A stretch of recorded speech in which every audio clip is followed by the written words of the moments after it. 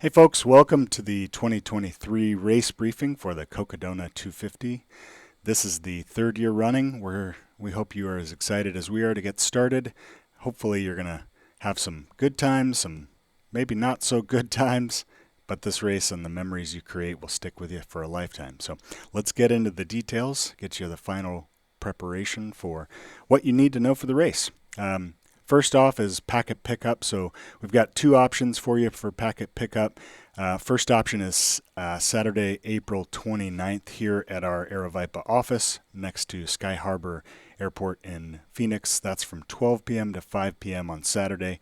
Address is 2401 South 24th Street in Phoenix. You can go through the check-in process and drop off your drop bags if you would like to at that option. So that's option one. Option two is at the race start line on Sunday, April 30th, and that's from 1 to 5 p.m. At the start line. Again, go through all the check-in process and drop off your drop bags there at the start line. We're going to have a runner briefing at 5 p.m. there at the start line. I'm not going to go through all the details that I'm going to cover in this session, but we'll go through some final course updates and do a Q&A session, so if you want to join us for that. So during the check-in process, we're going to confirm that you have the course file downloaded on a GPS-enabled device, most likely your phone. We're going to make sure you have the race command phone number programmed into your phone, and you're going to receive a bunch of goodies and two bibs and a bib belt. So the first bib is a regular Tyvek bib. Most runners will put that on their backpack so that as you're approaching somebody, you can see their name and the state that they're from. And then a more stiff bib that'll go on a bib belt, and that's just easy to take on and off as you have your multiple changes of clothes that I'm sure that you're going to go through during the race.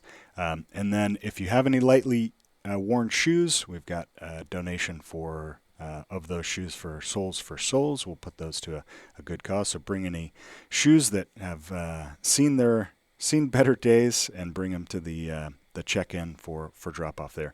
Then we're going to have on Monday morning, we're going to have the start is at 5 a.m. We're going to have a final check-in where you'll receive your spot tracking device from 3:45 a.m. to 4:45 a.m. And you can drop off any drop bags that morning just before the start. I'm going to go through drop bags here in just a little bit, but we're also on Monday morning just before the start going to make sure that you have a 4-liter capacity to fill water from the start line. You don't have to leave the start line with 4 liters of water.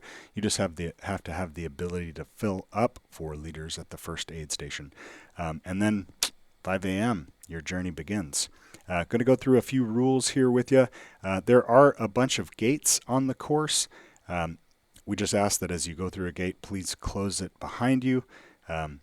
The course is set up with a lot of great aid stations. If you have pacers and crew, those can support you from a crew access aid station, but otherwise you cannot receive any aid from your pacers or crew outside of any of those aid stations along the course or at any aid station that's not a crew access aid station. You do have a couple of options for leaving the course to go sleep either in a crew vehicle or in a hotel. You can always leave the course on foot to go to a hotel or a crew vehicle. You have to come back to that location where you left the course on foot. You have another option though. If you wanted to drive to a hotel during the race, you could check out at an aid station. They're going to take probably your bib and your spot tracker from you.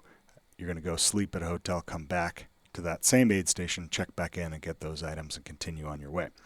If you do need to drop out of the race and your journey is over, we ask that you do so at an aid station and that you let a staff member know so that we can know that your journey has ended. But hopefully that's not the case.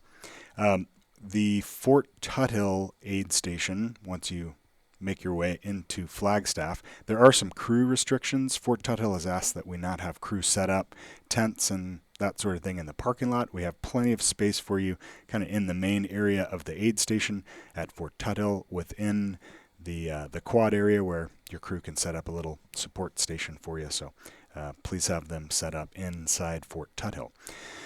For gear requirements, there are a few pieces of gear that you need to carry for the entire race. The first is the cell phone. I recommend putting it in airplane mode and then periodically checking your phone when you have a chance, because we are sending critical updates. We'll send them out to you via text, but it's nice to put it in airplane mode so that you save that battery life, as well as a cell phone, a GPS enabled device with the course file downloaded. Most people just use their phone for that. Headlamp, collapsible cup, because we are a cupless race.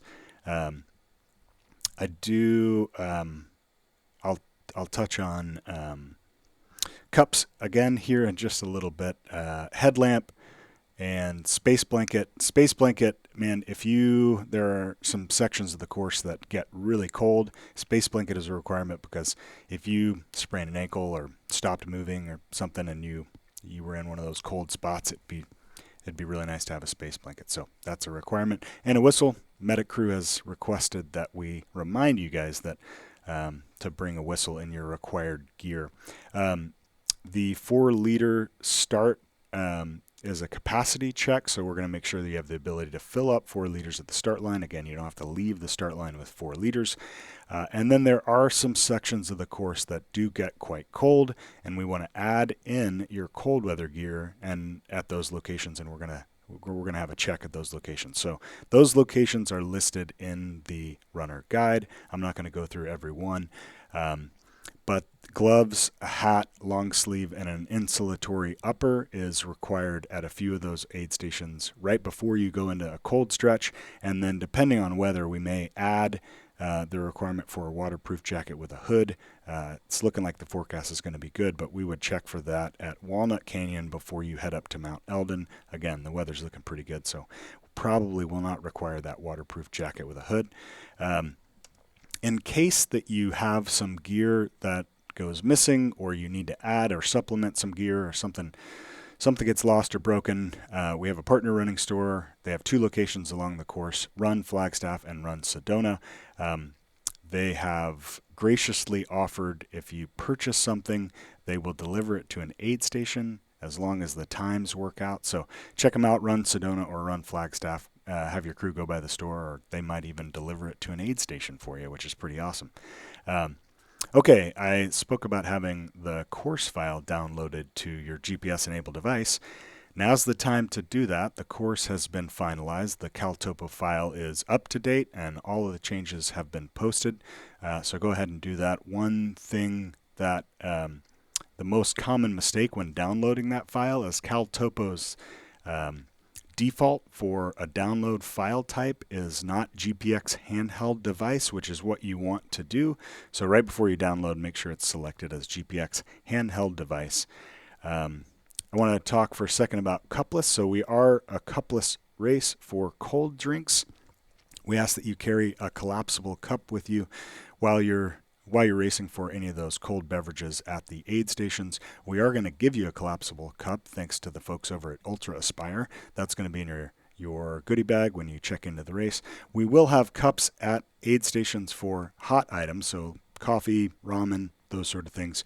We ask that you just reuse those cups at the aid station. If you want 3 cups of coffee, just use 1 cup. That'll help us cut down on waste.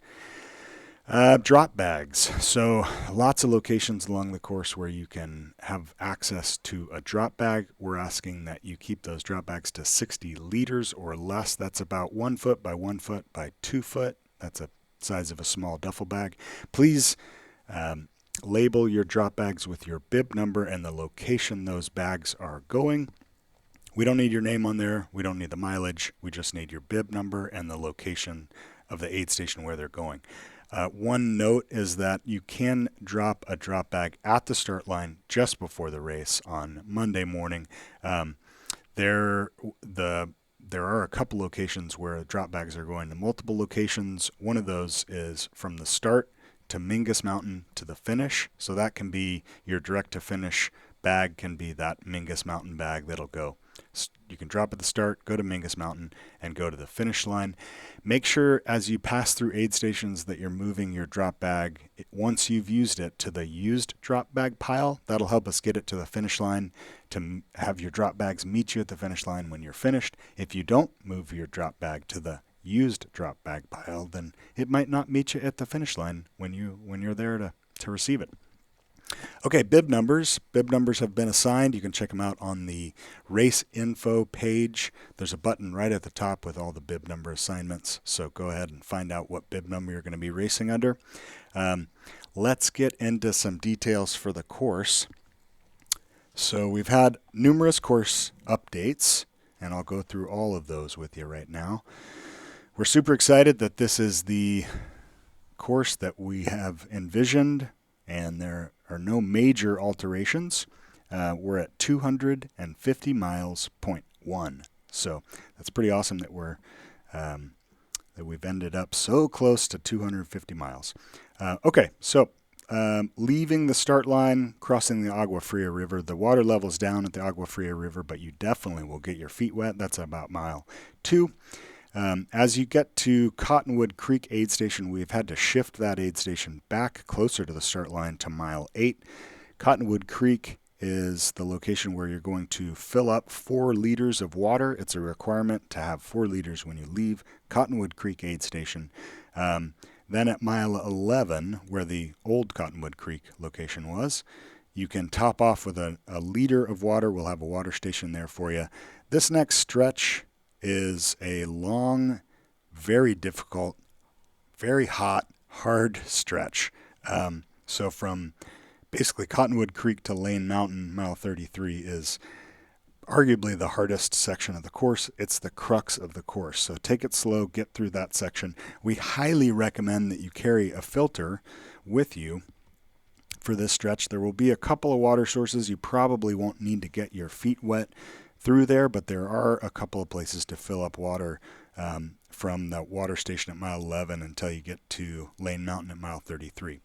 At mile 25, we'll have another 1 liter fill water station for you. We're hiking in that water, or rather muling in that water via mule pack. So that's a 1 liter per runner fill at that location. And then you got a big burly climb up to Lane Mountain and a coast down into Crown King Aid Station. So a note for runners to tell your crew about access to Crown King. So we'll have on the spot tracking website where your crew can follow your progress along the course via the spot tracker that you'll have on you. We will have a location marked on the course where crews can see your location. We'll have a spot marked on the course that's called Hold Release. Though your crew needs to go to Bumblebee Ranch. There's directions in the runner guide to Bumblebee Ranch. It's on the way up to Crown King. They need to stop at Bumblebee Ranch, check in with a staff member. Once you, the runner, get to a certain point on the course, we're going to release your crew to drive up to Crown King. They'll have plenty of time to get up there and meet you there, but that is a crew restriction for Crown King. The water levels through the Bradshaws have gone down. I expect there will be a few creeks to cross in the Bradshaws, but I believe that you will probably be able to keep your feet through there, keep your feet dry through there. Not many items to note through the course, through the bottom of the Bradshaws and into the Prescott. Coming into Fane Ranch, there's a couple items to note. You do have some cross-country travel through some grasslands coming into the Fane Ranch Aid Station and then specifically leaving Fane Ranch Aid Station. But I want to tell you about the great experience that Satisfy Running is going to bring for you at the Fane Ranch Aid Station. You might want to spend a little bit of time recovering at the Satisfy Fane Ranch Aid Station. That will be a chance for you to get some really great meals. We've got a caterer providing awesome meals. We've got a massage therapist there, elevated legs, compression leg sleeves, and a bunch of really comfortable seating options at the Satisfy Fane Ranch Aid Station. Take advantage of that because that next section, when you leave the Fane Ranch Aid Station, you do have some cross-country travel. It's some high grassland, not the best traveling. It's kind of bullshit. So be prepared for that. And then a big old climb up to Mingus Mountain Aid Station at mile 110. So you're almost to the halfway point at this time. The coming into Jerome, there we do have an added distance this year. It's the Sedona Canyons 125 race. That'll be starting just west of Jerome at the Gold King Mine Ghost Town. That's going to put the 125 runners onto the course on Wednesday at 7 a.m. So most likely in front of most runners on the course. Then you're going to drop down run through Jerome and drop down out of Jerome. Be prepared for a very steep section along a power line corridor running out of Jerome. And then we have a big course change in the Clarkdale Cottonwood area. So there was a fire in the Tuzagoot National Monument not too long ago. They've closed all the trails through Tuzagoot, so we've had to reroute around. Because of that reroute, we will not be crossing the Verde River. So you're going to jump onto South Broadway, run along the road shoulder and some sidewalk, and go into Old Town Cottonwood. It's a really cool little old town location in Cottonwood. And then you're going to jump onto the jail trail. So we won't be crossing the Verde River, but you will have a chance if you'd like to go take a dip and cool off in the Verde River. The jail trail goes right by the Verde River right there. So jump on in, get your hat wet, and then you're going to cross the bridge to come into Dead Horse State Park. Leaving Dead Horse, you're going to see some signs along the trail. Great single track sections through there, but you're going to see some signs for no passing, please. So the Forest Service has asked us to keep you guys single file through that single track for a few miles through there. There is an endangered species of wild rose that grows through that area, so they've requested that we keep it single file through there. And then you're in for a real treat coming into the Sedona area and the Verde Valley. So just beautiful views of the Red Rock Walls through Sedona. It is also a very hot section if you're progressing through the day and you have the pleasure to capture those views. It could be quite hot also. There are a couple of water stations in between the aid stations in that location. So when you leave Deer Pass at mile 149, there is a water station at mile 155. You're going to hit the Sedona aid station and then progress across Oak Creek. So water levels in Oak Creek have gone down, so you'll be able to cross Oak Creek. That's awesome because that's a great place to take another dip in the cold water, and you will definitely get your feet wet crossing Oak Creek. We'll have a hand line, a rope across Oak Creek to help you get across that water level, but it'll probably be about knee deep. And then you've got a big and burly climb up onto the Coconino Plateau via Kasner Canyon, and then you've got a water station right at the top at mile 173. So that takes you out of the Verde Valley, out of the desert, and up onto the Coconino Plateau, the forested ponderosa pine of the Coconino Plateau, and temps will definitely cool off there. Then after you hit that water station, you got a lot of miles of nice, easy to run Forest Service roads, pretty much all the way through Kelly Canyon at mile 203. So we have a couple of course changes coming into Kelly Canyon. We used to jump onto the Kelly Canyon single track trails through there to shorten the course back to the mile 250 mark. We have put you back onto some forest roads into there. Okay, so the next change of the course is in the Walnut Canyon area. So between Fort Tuthill Aid Station and Walnut Canyon, the Forest Service this past summer rerouted some of the trail along the rim of Walnut Canyon. So that's just a little bit of reroute to get you to stand on really nice single track through there. So the course did change, added a couple of miles, but great single track. And then that brings you to the final climb up to Mount Eldon. Received quite a few questions on the snow levels at Mount Eldon. So there is patchy sections of snow climbing up the trail up to Mount Eldon. Nothing that you'll need spikes for. There is a very short section of snow that you'll have to cross at the very top. Then we've taken you off of the Sunset Trail and put you on the road going down from the top of Mount Eldon to avoid about 3 feet of snow up there. So you'll be on the road, so you'll avoid that snow altogether.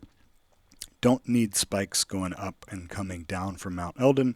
We did have to shift the Mount Eldon aid station just slightly because the old location is under 3 feet of snow. And then, as I said, you're going to be coming down on the road from Mount Eldon, and then your final stretch to the finish line in downtown Flagstaff. So that's your updates on the course. I'm going to go through some course marking notes. The course will be adequately marked. It's not going to be overly marked. We're going to mark intersections really well so you have a sense of where you're going, obviously. But self-navigation is an expectation of this course, so that's why every runner has to have the course file downloaded on a GPS-enabled device. The course markings will be orange flagging tape with black polka dots, so be looking for orange with the black polka dot for the ribbon. We're also going to have reflectors on that. The other type of mostly commonly used course marking are orange pin flags that say Aravaipa on them. Those will also have reflective. So that's probably 95% of the course markings that you're going to see out there. Some critical turns will also have an arrow sign. And then in town sections, we've got 8.5 by 11 stickers that are clearly labeled as Cocodona course directional stickers, so those will be right on the concrete in the town section, so be looking on the concrete for that. Anytime you're going through a town section, great to have your phone handy because there's so much going on with those town sections that it's easy to get turned around there. So we will also have wrong way signs at a couple of critical turns, but also wrong way flagging tape. If you see blue and white checkerboard tape, you have gone the wrong way. Take a few steps back the other direction.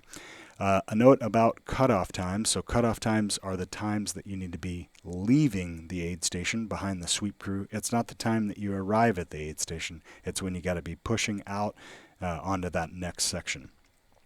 Every runner will carry a spot tracking device. It's about the size of a pager or a large matchbox. We're gonna put that on you right before the start of your journey. We're going to put it hopefully high up on your shoulder of your pack. Please keep that on the entire race.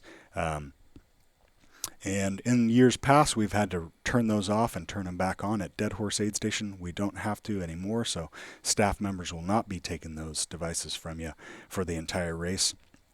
We do have some shuttles available.